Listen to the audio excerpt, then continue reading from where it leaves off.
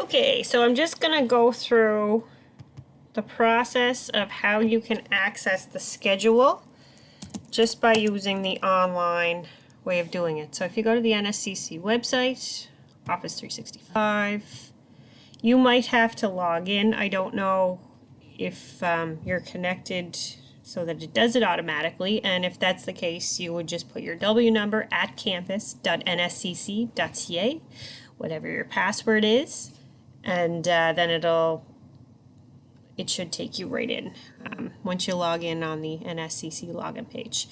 So right here, you'll go to OneDrive. This is where all of our stuff is. Achieve Team Marconi.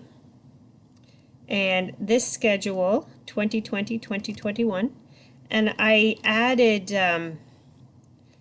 so there's an attendance form here.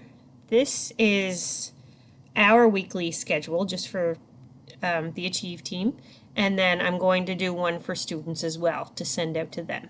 So if you go in here, and week 1 is right here, and you should be able to edit that, and once you edit it, we should all get it. So I hope that helps. If you have any trouble, you can send me a message or whatever.